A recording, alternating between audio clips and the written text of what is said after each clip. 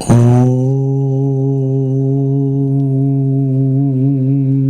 Gyantimidandasya Gyananjanachalakaya Chakshurun Militam Jena Tasmai Sri Gurave Namaha Vanchakalpatarubhyascha Kripasindubhya evacha Patithanam bhavanebhyo Vaishnavebhyo namo namaha Sri Krishna Chaitanya Prabhu Nityananda Sri Advaita Gadadhar Shivasati Gaur Bhakta-vrinda Hare Krishna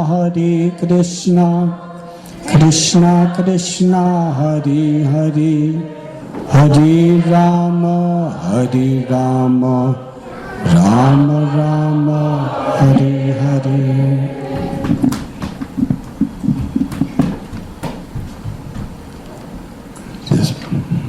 It is my honor and pleasure and great fortune to be with you this evening. Thank you very much for coming.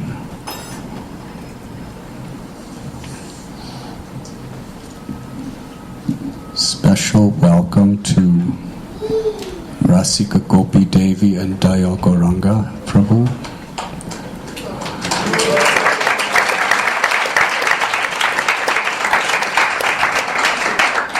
It's the first time they have come to this temple in their new incarnation as a married couple. We congratulate you, we pray for you, and we thank you. And also my very dear friends, David and Sarah. You see those beautiful hands that are leading us to the heavens. Just recently they were also married. Beautiful ceremony. And we welcome you here. And so grateful to you for being with us.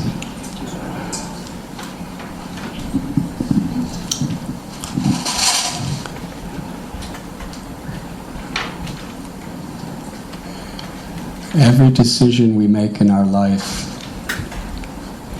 has the capacity to transform us and lead us in a vast variety of directions. Time is so precious.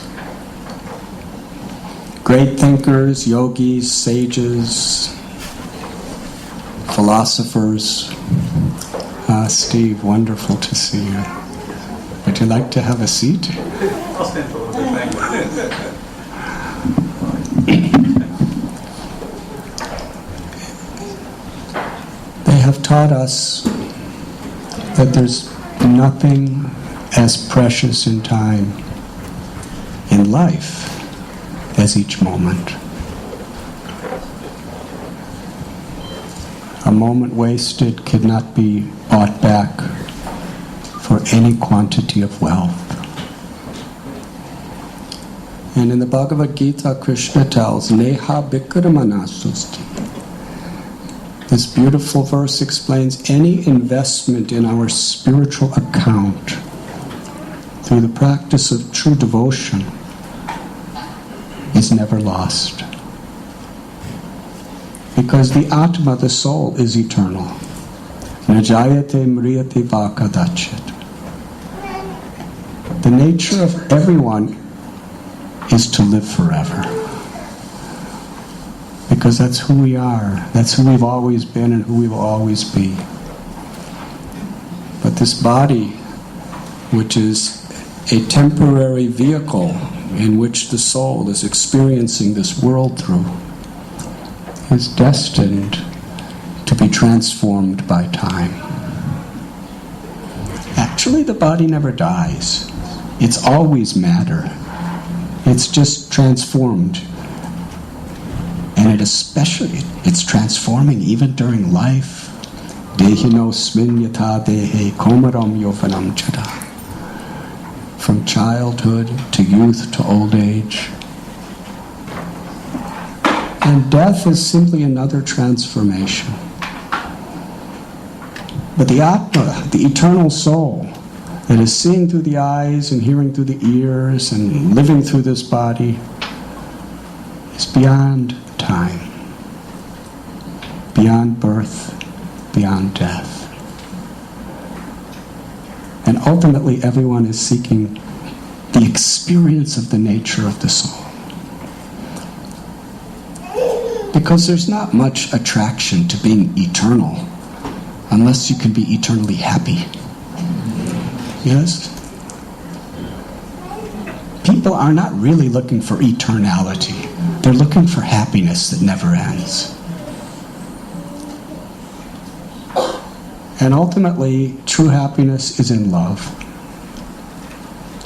Things give some pleasure to the mind and to the senses, but only love could give pleasure to the heart. Anandamayo Bhyashat.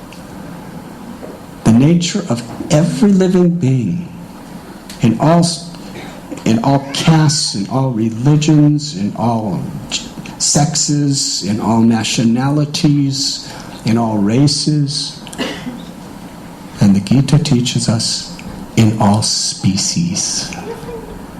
Everyone is seeking pleasure. Everyone is somehow or other trying to defend themselves from pain. Pain is an experience which interferes with our quest for pleasure. Why? We all have that in common because life itself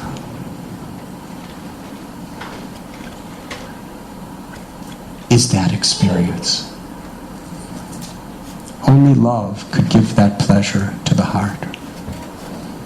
The origin of that is the natural love for the soul. And this is what Bhakti Yoga is about. That seed of love is within all of us. But just like a flower, when the seed is underground, all you see is the ground. You can't really experience the vision of the seed, but it's there. So in the field of our hearts, in the field of our consciousness, is that seed of divine love, eternal love, unlimited love. And Sri Chaitanya Mahaprabhu, the great avatar, Krishna, he taught us that bhakti is watering that seed, keeping the soil of the heart fertile and protecting that little seed as it's just growing so it can blossom into a beautiful flower. In fact, it becomes a great tree with unlimited flowers and fruits. And those fruits are love. From that love of God, like watering the root of a tree, it naturally extends to everyone as compassion.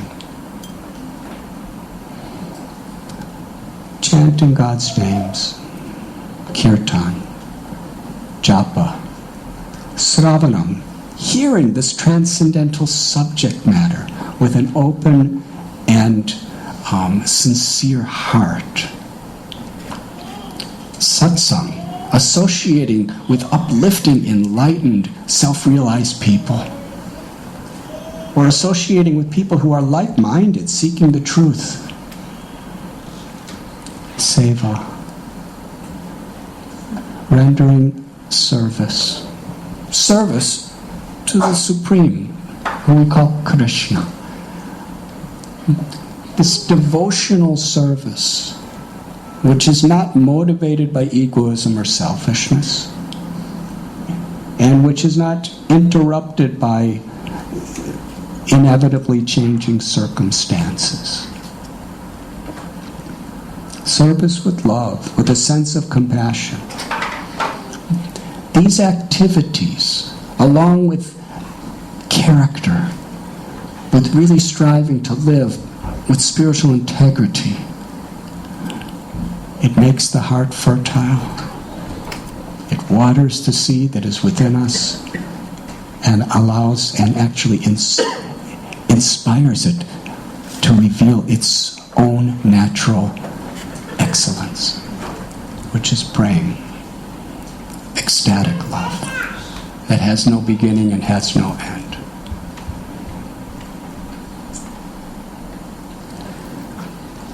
Every moment, in every situation of life, according to how we choose to utilize our time through our words, our actions, and our thoughts, we have the chance to water that seed of love, to make it grow. And as it grows, then all of our actions in a more enlightened state simply become an expression of that love. At the same time, every moment is an opportunity to become very much entangled in the limitless distractions that the world provides. Bhaktivinoda Thakur, he was a man, and his wife Bhagavati, they had 12 children. Not only 12 children, but he was, during the British time in India, he was a magistrate, a judge. And he was so efficient, so proficient, that the British government gave the most difficult cases and problems to him. He had a home. In fact, he had several homes. They're still there today.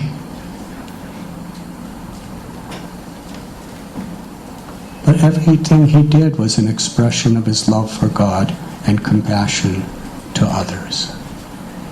Because he had that foundation. He was expressing the depths of what he was experiencing through chanting God's names in whatever he did. And he transformed literally hundreds and thousands of people's lives. Even yogis and renunciates, babas, swamis would come to hear him speak and receive his blessings.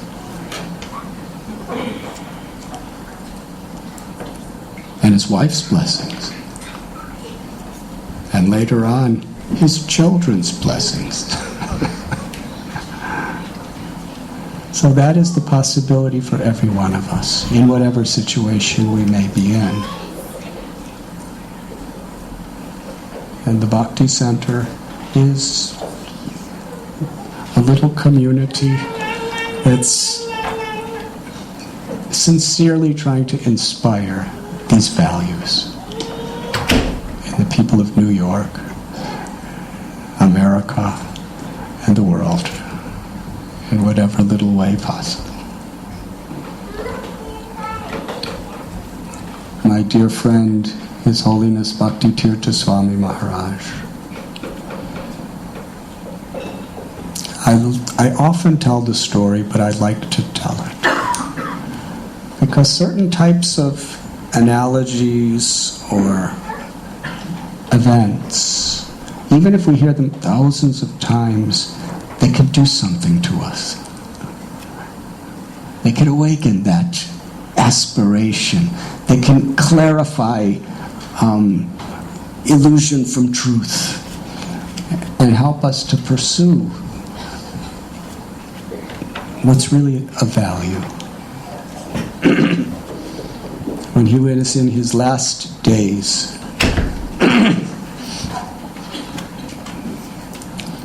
he had cancer.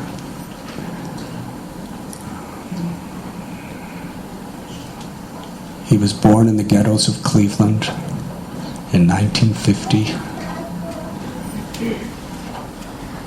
He used to tell me that the neighborhood he was born in was so violent that in his grade school, every boy carried a gun because you couldn't survive without one. People wouldn't take you seriously. There was seldom shootings. There was just, you'd show it to somebody, and then they'd show you yours. And then there was some respect. They were good people, but beaten down by discrimination and poverty. But he came out from that with such a positive attitude, and he attributed much of it to his mother. His mother was really economically very poor, and she had all these children. But she had such deep devotion to her religion, with such an open mind and such genuine selfless service attitude, and she imbibed that in her children. If you have something, share it with your brothers, with your sisters, and with the neighbors and everyone else. She taught him that the real wealth of our family that we are proud of is our love. Our love for each other, our love for God, and our love for the world. It was a sharing family. And from his babyhood, he got those values. And he grew up like Satyaraj Prabhu wrote his biography, The Black Lotus. He was African American. Sometimes a lotus flower grows in muddy waters, but the lotus never gets dirty because it's so rooted. Its roots are getting so deeply nourished by something beyond the water itself.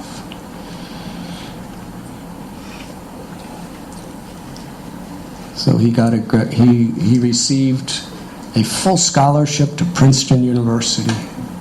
He was the civil rights leader of Princeton University, Martin Luther King's movement. And he studied international law, and he wanted to make a difference in the world. He was the president of his class. He really came up because he just had such goodness, such compassion, but at the same time such incredible intelligence and willpower and determination. He graduated. He got some really good jobs pursuing his passion, but it just wasn't enough for him. He wanted to really make a difference in the world. So he was seeking a spiritual connection, a genuine, real spiritual connection. Beyond sectarian, superficial argumentation, he wanted that universal, deep, profound experience of love of God. And eventually he found Srila Prabhupada, who is also my guru, who taught this bhakti yoga. And he was very fearless and tireless in his own spiritual development and in how he could share it with others. He was at that time behind the Iron Curtain in the Soviet countries, giving these ideas to people underground. And for an African American to be in those places at that time, it was hard to be underground. But he did it. And gradually he became a mentor for Nelson Mandela, Muhammad Ali, Alice Coltrane, and hundreds and thousands of others. He traveled around the world. And then he was struck with cancer. And during his last stages, I got a phone call from him. I was about 6 hours away. He said, I only have 3 days to live. I really would like to see you. So I was in a conference where I was supposed to speak the next day. And I told everyone, I was supposed to speak in the afternoon, so they changed me to the morning. And I told the audience, after my talk I have to go. And I told why. And about half the conference I saw was following behind me in their cars. Because they wanted to meet this man. And I spent a day with him, and when I was about to leave the next day, I was just about to say goodbye. And he was laying in his bed. He was emaciated. One of his legs were amputated. He had tumors all over his body. And he smiled. And he said, I want to die in your arms. Stay with me. So, on a spiritual level, I was thinking, there's no place in the universe I'd rather be than with this person at this time. And from a material perspective, I was thinking, he only has 3 more days to live. So I agreed. But he lasted 8 more weeks. And those were transformational days. Because he knew that he could leave at any moment. So every day that we were meeting, we were conscious this might be the last time we're ever together. So we didn't talk about politics, Republican, Democrat, all that stuff. We didn't talk about economic issues.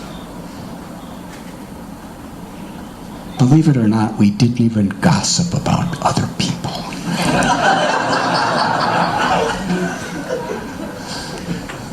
We were committed that every single word we speak is going to be the deepest expression of our concern for each other by really focusing ourselves. And we never ran out of things to speak of. When you really focus, we focused on Krishna, on God, on that all-attractive, all-loving personality that we all want to fall in love with and share that love with all our brothers and sisters forever. With compassion, not with arrogance. And we were speaking for hours every day. It was so beautiful. And he was, toward the end, one day, the pain of his disease went so deep, his whole body was trembling. And we sat him on a chair. And I was speaking, and I could see he couldn't concentrate on my talk.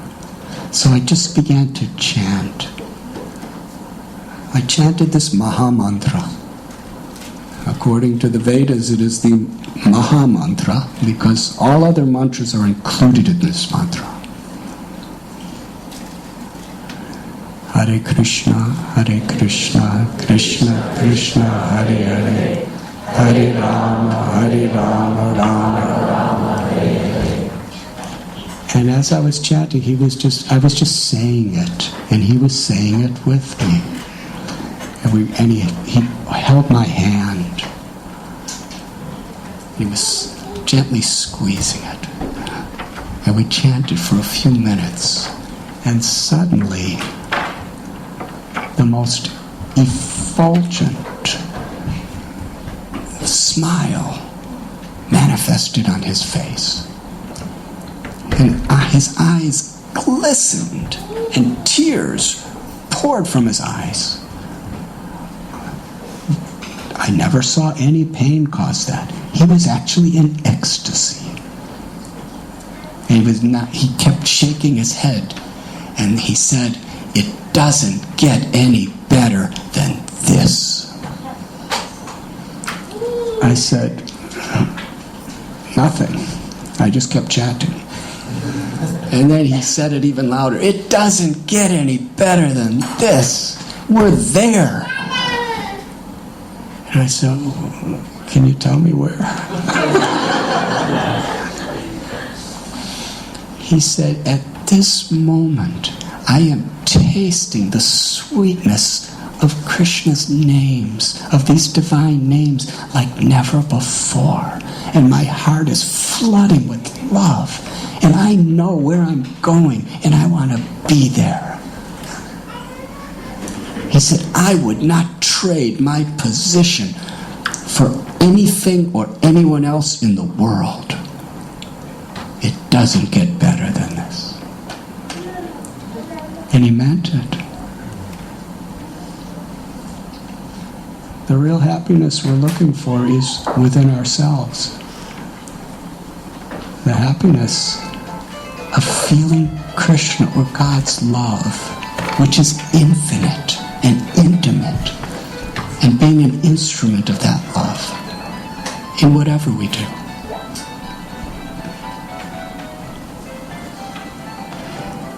He spoke something that is very powerful. But he spoke it before. That within every human mind, there are two dogs. There is a good dog and a bad dog. The good dog represents our divine natural virtues. Compassion, generosity, humility, love, peace.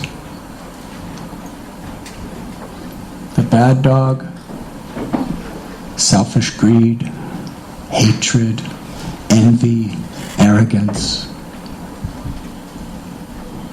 vengeance. And both these dogs are always at battle with each other. And we have the free will.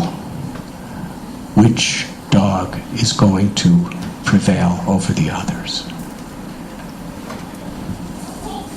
Now, some of us have the experience of the howling, the reverberating sound of the bad dog.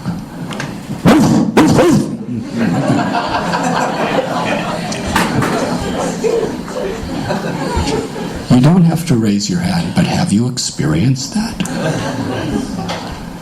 And sometimes the good dog is just begging for attention.